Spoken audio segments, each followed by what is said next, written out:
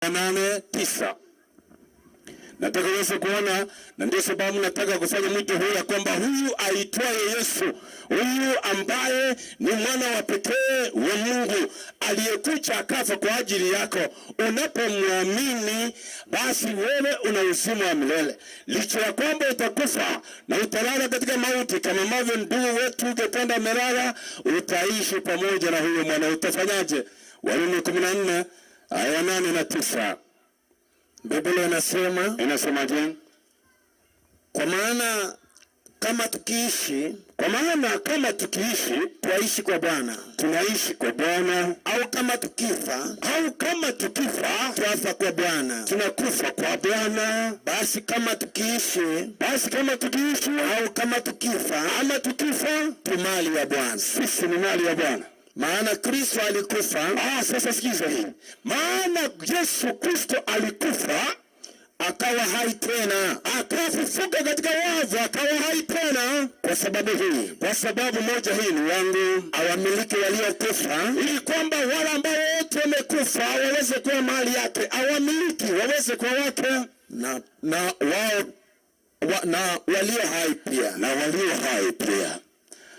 Sasa kama huyu Yesu ambaye ndiye amekufa na akafufuka na uzima, na ni yeye tu anaweza kupeana uzima huo, ni kusema ya kwamba wale ambao wameamini na wamekufa ni mali yake. Ndio sababu Biblia inasema kwamba aliweza kufa kwa sababu hii, awamiliki wote waliokufa na walio hai pia. Hivi ni kusema ya kwamba ndio wetu ambaye amelala nasi tulio hai, kwake Yesu hatuna tofauti, kwa sababu ya kumwamini, hivi kwamba we are his possession. Kama ambavyo nilivyo na maiki hii, ni sini yangu, ninaweza kupenda ama kuishika kama ninavyoishika, ni mali yangu. So whether I live or die, it is the problem of God. Ndio sababu anasema hivi kitabu cha Zaburi 116 aya ya 15, hivi kwamba unaweza kuona ya kwamba kule kumwamini Yesu kunabadilisha hali yetu na kunatupa matumaini. Na haya ndio matumaini nataka ndugu zangu Sakari Celestine na mama Alice muweze kuyasikia. Zaburi 116 aya ya 15, ina dhamani machoni pa Bwana. Ina dhamani, it's precious machoni pa Bwana, mauti ya wacha Mungu wake. Mauti ya wale wanaokufa wakiwa wanaamini, wale ambao wamemcha Mungu. Something precious, something pleasing, ni kitu ambacho utapenda kuwa nacho na kufurahia. Na sasa nataka uweze kuona ya kwamba when we are sorrowing, when we are mourning, na ni kweli kwamba ndugu Getanda amepumzika, amelala, roho yake haiko hapa kutuona. As a theologian, I must stand firm and tell you, the Bible will tell me in Ecclesiastes 9 and verse 5, the dead know nothing. Wafu hawajui neno lolote. So roho ya ndugu Getanda haijaenda mbinguni ili kwamba tuangalie tunavyokaa katika these royal gardens. No, he has slept. Amelala katika mafumbi na mambo yake yamefunika. Lakini habari njema ni hii. Zaburi 16 na 15, ina dhamani machoni mwa Bwana mauti ya wacha Mungu wake. Ya kwamba wale ambao wamemwamini huyu Yesu wanapokufa, wao mbele za Mungu ni kitu kilicho cha thamani. Kwa nini? Maana kabisa hao sasa wamekuwa ni mali ya Mungu milele zote. Huyo mwovu tunayemwita Shetani anatenda mamlaka juu yao kuwasawishi katika uovu. Amemaliza safari yake vizuri. Ndio sababu Biblia inasema kwamba ina dhamani machoni mwa Bwana mauti ya wacha Mungu wake. Alice na familia, nataka kuomba nanyi, naomba mkuje hapa. Na mnapokuja, kitabu cha Ufunuo 21 aya 4. Kini kusoma vizuri ili kwamba sasa niweze kufanya mwito huu kwa kila mmoja wetu, majina yetu yakawe katika kitabu cha uzima. Soma kuanzia aya ya kwanza. Kitabu cha Ufunuo 21 kuanzia aya ya kwanza. Soma taratibu mpaka aya 4. Ufunuo 21 So for the nuclear family, you are Alice now, Zachary na Celestine, okay? The other family members will stand behind them. Aya sema, nami nikaona ule mji mtakatifu Yerusalemu mpya. Yohana anasema dunia hii ya kwanza imekwisha kupita, ukishuka kutoka mbinguni kwa Mungu. Na sasa ameona Yerusalemu mpya inashuka kutoka mbinguni kwa Mungu, umewekwa tayari kama bibi harusi. Mji huo umewekwa tayari kama bibi harusi aliyekwisha kupambwa kwa mumewe, ambaye amepambwa vizuri kwa mumewe. Nikasikia sauti kubwa kutoka katika kile kiti cha enzi ikisema, sikia sauti hiyo inasema nini? Tazama, maskani ya Mungu ni pamoja na wanadamu. Mungu amebadilisha mahali makao yake. Sasa hakai mbinguni, amekaa pamoja na wanadamu wake, naye atafanya maskani pamoja nao, na atafanya maskani yake pamoja nao, nao watakuwa watu wake, na wao watakuwa watu wake. Naye Mungu mwenyewe atakuwa pamoja nao. Mungu mwenyewe atakuwa pamoja naye, naye atafuta kila chozi katika macho yao. Atafuta kila majonzi, kila jonzi tunalolia kwa sababu ya mauti, kwa sababu namna ambavyo kifo inavyotusumbua, atafuta katika macho yao. Wala mauti haitakuwepo tena. Mauti katika mji huo haitakuwepo tena. Wala maombolezo, wala kilio, wala maumivu hayatakuwepo tena. Kwa kuwa mambo ya kwanza, kwa sababu mambo haya ya kwanza yamekwisha kupita. Haya tunayosumbuka nayo, kusumbuka na jua linalonipiga namna hii, kusumbuka na ukame, kusumbuka na maumivu na magonjwa, kutafuta taratibu na mahali pa kuweza kutibiwa kutoka hapa kwenda India, haitakuwepo tena. Kwa nini? Maana Mungu amekuwa pamoja nao. Mungu ameondoa mambo hayo yote ya kwanza, yamekwisha kupita. Najua tumeishi na mambo haya na taabu hizi kiasi kwamba we never imagine that God is about to come and change the whole thing. Ya kwamba mauti hayatakuwepo tena. Can you imagine ya kwamba hatutakuwa na mikutano ya kupanga mazishi? That place and time is coming. Ndio sababu nataka familia muweze kujua kwamba Mungu amewaandalia yaliyo mema. Na kwa sababu ameandaa yaliyo mema, tumtumainie. Maana tukimwamini tutaishi pamoja naye. Tukimwamini atatufufua kama ambavyo ameahidi. Kwa hivyo ndio ambao tunaongojea ni wakati ambapo atakapofufua watu wake. Wachungaji, naomba tuje tuombe kwa sababu ya familia hii. We are praying that God can give you the peace, amani kamilifu. Katika kitabu cha Isaya 26 aya ya 3, Biblia inasema kwamba Mungu huwaweka wanaomcha, wanaomtumainia katika amani kamilifu. Kwa hivyo tunawaombea amani hiyo, kwamba Mungu awatunza, awape amani hiyo katika kipindi hiki kigumu, na muweze kuwa na matumaini ya ufufuo na kuja kwa Yesu Kristo.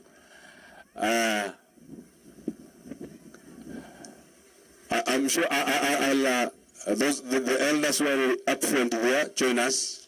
Wala watu you represent the eldership the other side.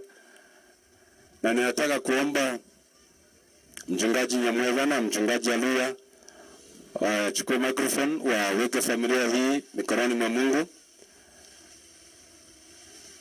as part of my part 1 of this service. I'm coming in for part 2.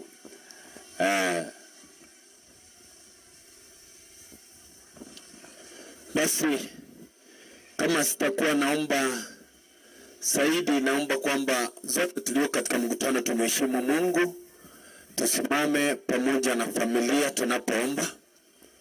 Kwanza mmechoka kuketi, jinyoshe kidogo. Haleluya. Tunaomba.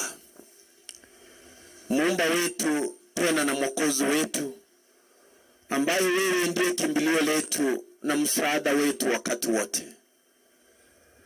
Mchana wa leo tuache mbele zako Bwana, tukishukuru na kukutukuza kwa umbali huu ambao umetulinda, umetutunza, umetuongoza na kutuhifadhi. Mpaka leo tumekuwa na fursa nzuri ya kuweza kuunganika na familia ya mtumishi wako aliyetangulia kulala, ndugu Charles Getanda. Tunakushukuru Mungu wa mbinguni kwa kusimama na familia hii tangu msiba huu ulipowafika. umekuwa msaada wao na nguvu yao. Lakini bado Mungu, tunaomba kwamba usidi kusimama pamoja nao, ukawafariji kwa Roho wako Mtakatifu, ukawashikilie kwa mkono wako wa kuume wa nguvu na kuwapa tumaini linalopita kaburi. Tunaomba kwamba pengo ambalo limeachwa na mtumishi wako Bwana, kwa njia pekee na kwa kimiujiza uweze kulijaza wewe mwenyewe, ili familia hii wasiwe wakijihisi kwamba wako bweke wakati wote ule. Umelinda na kuwatunza wengi walioachwa na wazazi wao, na Bwana ukasimama pamoja nao. This family is not an exception, kwa maana wewe ni yule yule jana, leo na hata milele. Usimame na mama Alice pamoja na Sakari na Celestine. Bwana uendelee kuwapatia tumaini, pamoja na jamaa zao wote ukasimame pamoja nao, wazazi, ndugu na dada ambao walikuwa karibu na ndugu yetu aliyepumzika. Asante kwa mkutano mkubwa, mkutano wa wapendwa walitoka sehemu mbalimbali kuja kuita kusimama na kwa moyo familia hii. Tunaomba wote kwa pamoja Bwana uweze kutukumbuka. Asante kwa neno lako la tumaini ambalo limetuhakikishia ya kwamba maisha yetu hapa duniani si mwisho, bali umeenda kutuandalia makao mema. Tena utakuja kutuchukua ili twende kupumzika pamoja nawe katika mbingu mpya na nchi mpya ambayo umeandaa, mahali ambako hakutakuwa na kifo, mahali ambako hakutakuwa na magonjwa, mahali hakutakuwa na maombolezo, mahali ambako tutaishi pamoja na wewe milele na milele. Ebu hilo liweze kuwa tumaini letu sisi wote, kwa maana tumeomba kwa imani kwa jina kuu la Yesu ambaye ni Bwana na Mwokozi wetu. Amen. Baba wetu, Muumba wetu tupendaye, kama vile ambavyo unavyotamka, tukushukuru kwa kila jambo. Tunaomba Bwana ukasaidie familia hii kwa njia kipekee, kushukuru kwa maisha na muda ambao uliweza kumpa ndugu Charles kuishi pamoja nao kama ndugu, kama bwana na kama baba katika maisha ya kila mmoja ambao umekuja hapa mbele. Wainue katika hitaji za mioyo yao, wape nguvu kwa kipindi hiki, pengo ambalo liko katika maisha yao. Bwana, naomba ukasawasishe na upendo wako wa milele. Umemlinda katika siku zake za kuishi, na umewapa Bwana nafasi ya kumshughulikia hata katika kipindi ambapo amekuwa akiua. Ni wewe yule Mungu ambaye umekuwa pamoja nao katika siku zote. Tuna imani utakuwa pamoja nao hata katika kipindi kama ameondoka katika maisha yao.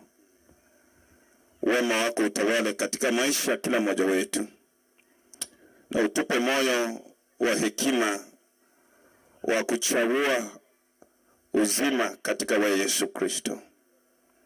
Mradi tutakapokufanya Shabana lengo la maisha yetu, tunao tumaini la uzima wa milele na mkusanyiko mkubwa ambao utakaofanyika utakaporejea mara ya pili, mahali ambapo Bwana wapendwa ambao wametangulia kulala wataunganika pamoja na walio hai kwa furaha ya uzima milele zote. Mama Alice tunamkabidhi mikononi mwako, mpe ushupavu wa kuendeleza ndoto ya mume wake pamoja na watoto wao, ili kwamba Bwana hatimaye wakati familia zitakapokuwa zinaunganika katika ufalme wako, ashukuru kwa kusimama katika njia hiyo. Ndugu zake Charles, wape Bwana ushupavu pia katika maisha yao, na wengine ambao ni wakaribu katika maisha ya ndugu Charles pia naomba Bwana neema yako iwatoshe. Mpangilio ambao inaendelea yagize chini ya wema wako, kwa Yesu Kristo tunaomba na kuamini. Amen. Namna mliosimama nyinyi mkae. Get seated. Nyinyi kaeni hivi. Msomaji kitabu cha Yohana mlango wa 5. Aya 24. 25. 28. Kitabu cha Yohana sura ya 5 kuanzia mstari wa 24. Biblia inasema,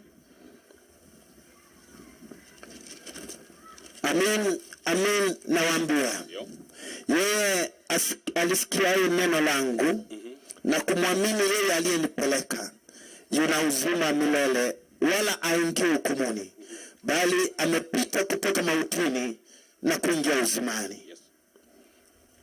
Niendelee. Amin amin nawaambia, saa inakuja na sasa ipo, wafu watakapoisikia sauti ya mwana wa Mungu, na wale waisikiao, kwa sababu ni mwana wa Adamu.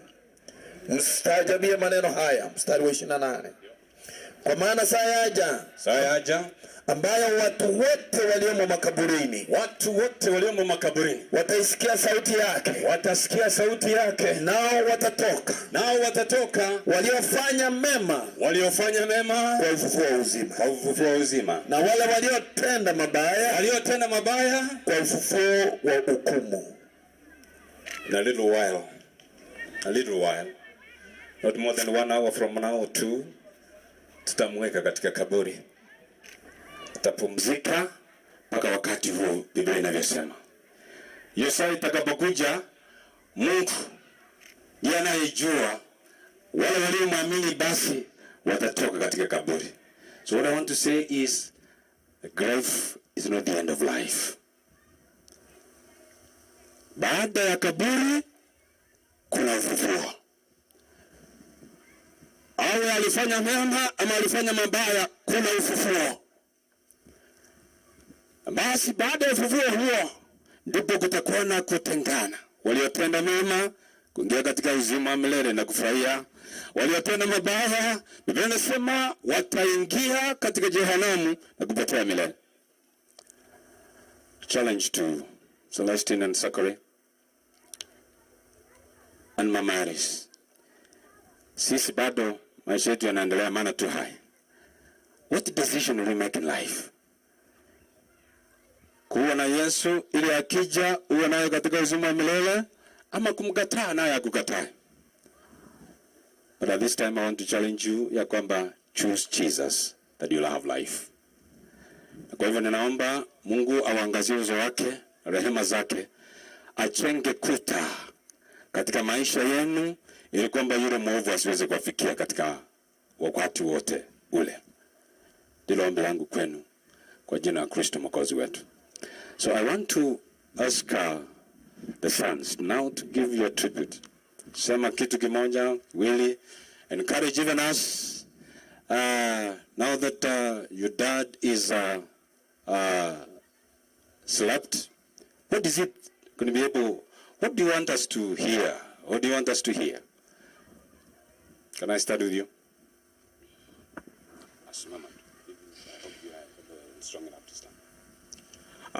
First of all, I want to thank God for the opportunity alitupatia to be with Dad through this period until now. Many of you interacted with him in the job exactly. And the things he used to say was that, first of all, be kind to others, be helpful. And I remember at home, alikuwa anapenda kutuambia that we'll never cease to be men. And with chores and stuff. Mom, thank you for being with Dad through this tough period. And may God bless you. For the friends and relatives who wametusaidia, Mungu akuwe na nyinyi and awabariki. Thank you. Thank you. So for after that, kienda jikoni bwana, you still remain a man. That's true. Please.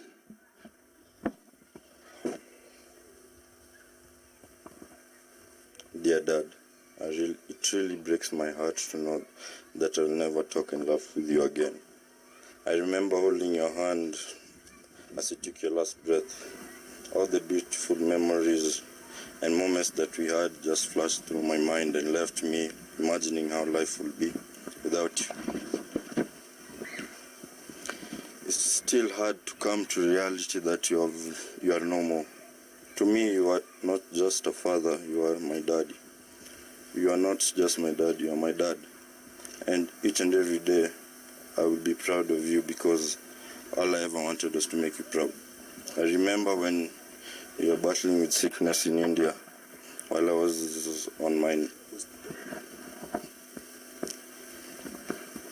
I remember when you were battling with your sickness in India while I was on my national examination, and I had faith that you will come and celebrate with me my results together.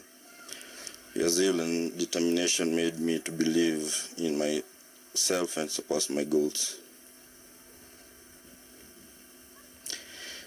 Even if you wouldn't hear this, I want to say to you that you are my biggest supporter, and from on, when you became our class representative, it motivated me to work even harder.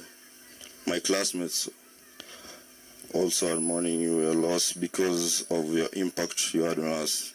You encouraged us in various ways, remembered how you organized our class trip to Nakuru. My classmates really loved and respected you, and are grateful that you have passed. Your achievement in life has indeed motivated me that anyone can begin from nothing to achieve something. You taught me the virtues of saving and investing, and told us that in every investment you did for us. Thank you, Dad. I adore you because you were a jovial soul. You had very many friends, and I looked up to you in every way.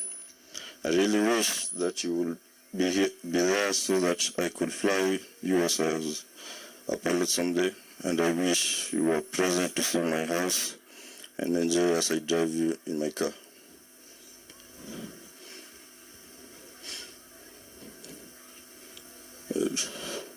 I remember when you received my KCSE results and said, "Hii imetosha." I honestly did it for you, Dad.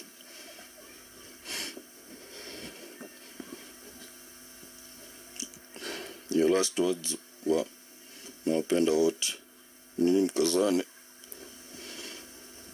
Still rings in my mind, and I will indeed do my best to make you proud.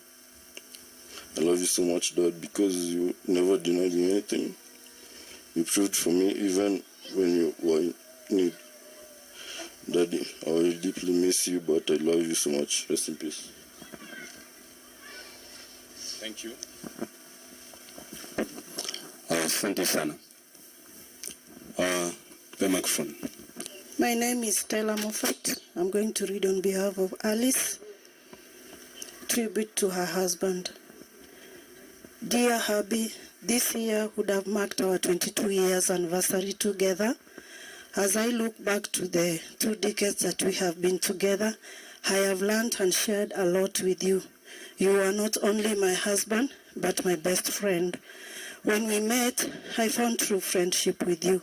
Raising a family with you has been the best experience in my life. Through the years that we have been together, we have not only grown in love, but also in Christ. Your love has pulled us closer to God because you are our priest. I am proud that God blessed us with 2 lovely sons, Getanda and Getenga. You are a caring father and loving husband. If peace was a person, then it must be you. You are a peacemaker. The many years we have been together, we have never crossed paths or argued. You wrote several books on mediation, and you surely lived it at home because you were the symbol of peace and love at home. You are an understanding daddy, slow to anger, and you mastered the art of communication. You used to color my day with the random calls. You used to check up on me. You believed in me and was always concerned about our well-being. You were my stronghold, even in your weakest. I remember when my dad was unwell, you stood up for me and supported them by ensuring that they got the best treatment. I will never forget how you selflessly accompanied them to India. Your love knew no boundaries. You loved my parents, brothers, sisters, nephews, nieces unconditionally. Dear sweetie, you earned my trust and respect because you understood the value of openness and honesty. In everything you did for us, we worked together as a team through sharing and consultation without secrets. With you, we made a great team and have always been contented with the much you provided for us. I will miss the memories we had together. Sincerely, they are surely unforgettable, and truly you made me a happy woman. I remember the meals we cooked together, the stories we shared at our favorite sitting spot in the house, the many days you took us out. I will always remember and miss the many random gifts that you surprised me on various occasions. Dear Dad, even in your sickness, by your side, I have never felt alone. You are my best company, and even in your lowest point, you are strong for me and our kids. You fought a good fight. You are a great father, and our sons will always be proud of you. I will strive to ensure that they become the children you envisioned and strive to finish the projects that we began. Happy, even if it pains me that you are gone, I celebrate you because you lived a great life. You loved me very much, and I loved you so much. I will surely miss you, but I will always remember you till we meet at the beautiful shore in the great resurrection morning. The family is large. I've only picked my siblings just to be with the children and the wife of the late. And I want to be very brief, but we shall have our sister reading a tribute, and then I'll have one word after that, and later Dr. Mironga will give a vote of thanks. This is our sister, the eldest child of our dad, Eunice Ojuan. I'm the second born. I'm Geoffrey Machoka. My immediate follower is late Rachel Kerubu. Then this is our fourth born. This is the man who stood behind our brother the last session in India.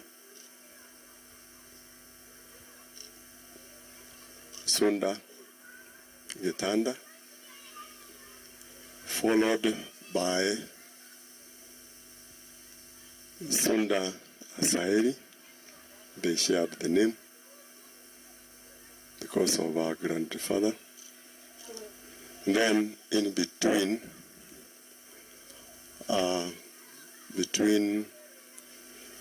Sunda, we had Marube. And this is Marube now. We are blessed to have Marube in 3 forms. That is the wife and the 2 boys. After Marube is Nyagaka Penwell,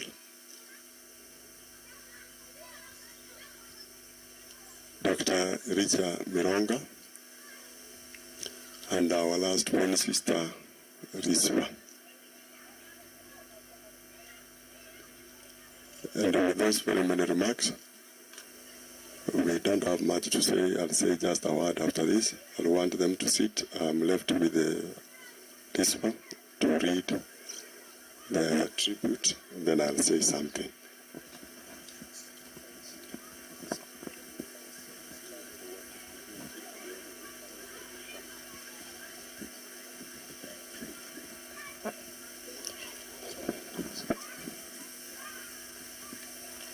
God is good all the time. God is good, and that is His nature.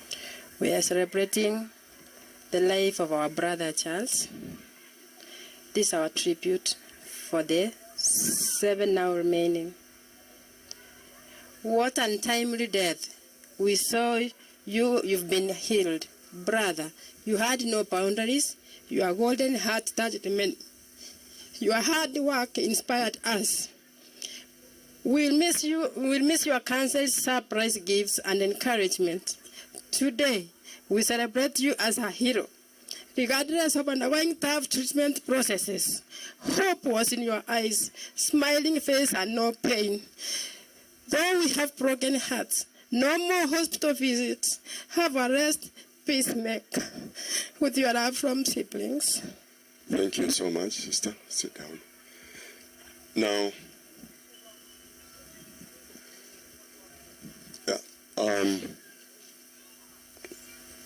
I'm not saying a vote of thanks. I only wish to eulogize my young brother. I came with him to this Nakuru, 1984. Time and again out of Nakuru.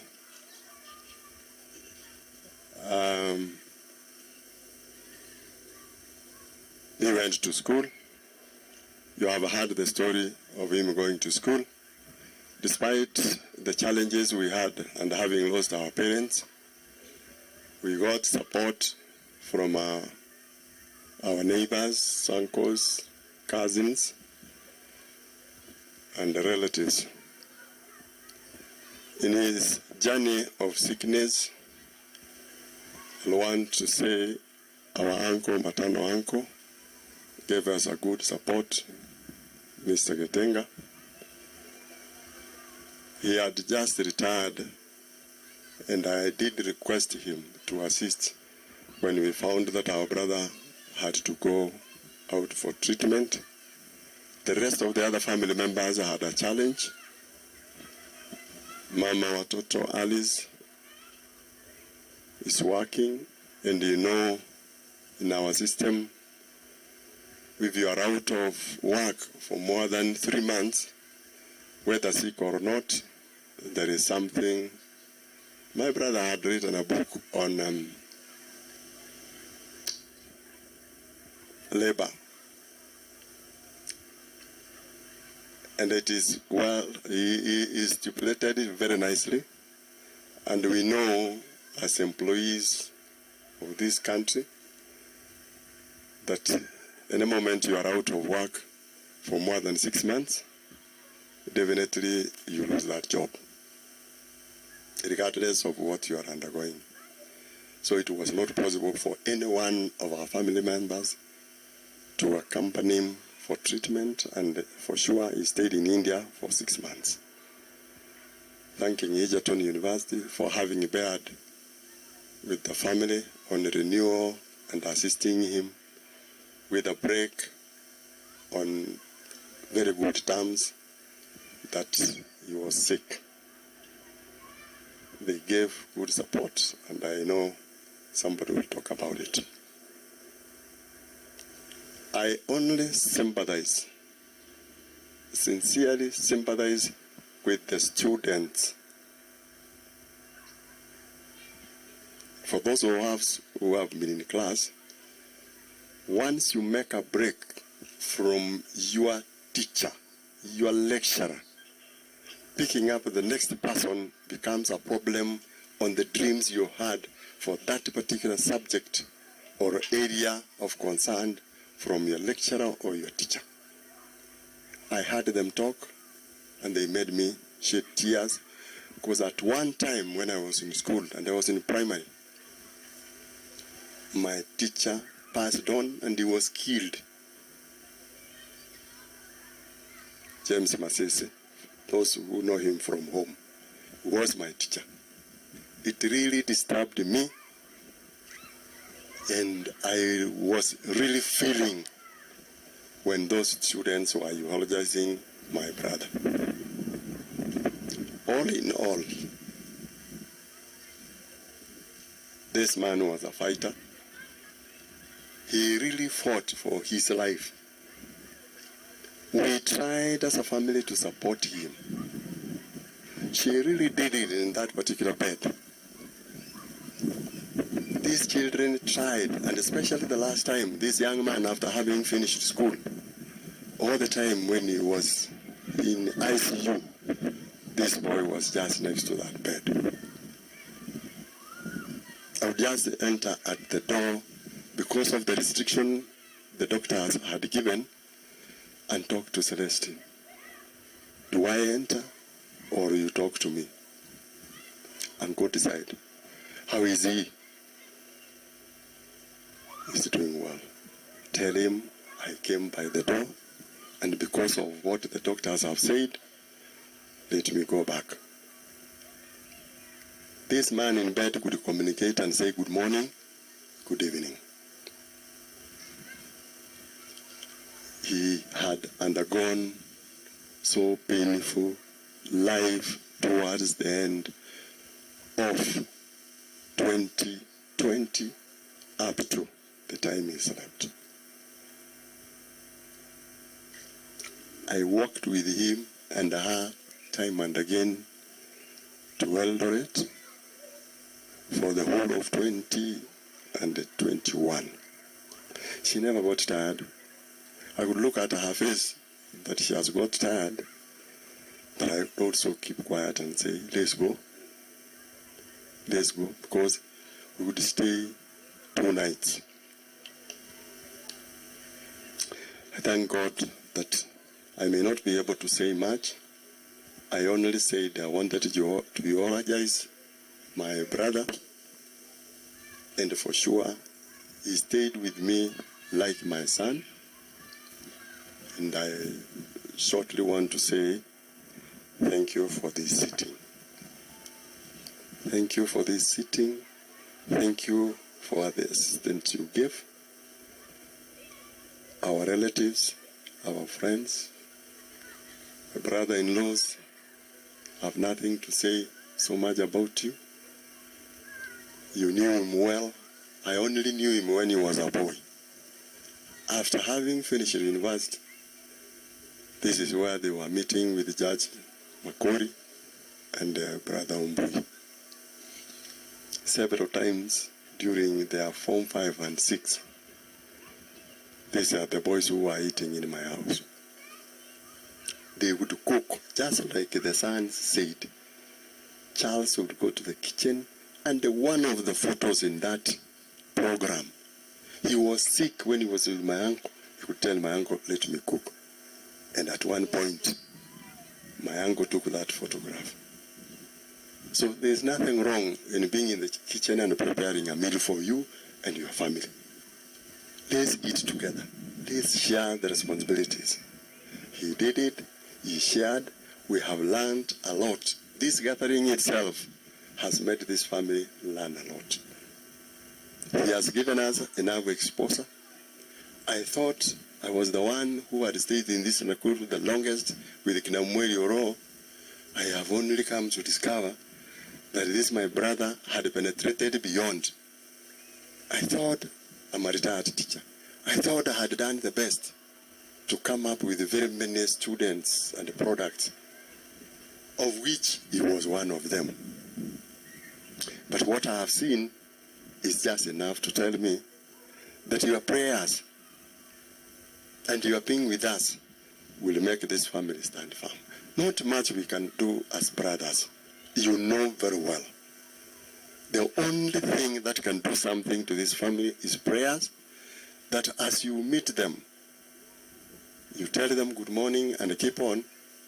That one, God will make this family become strong, and the name of my brother will keep on prospering among you and the other relatives. With those very many remarks, Pastor, thank you. I want to say thank you because through my brother and my sister, this late man, I barely want to say I know all these pastors.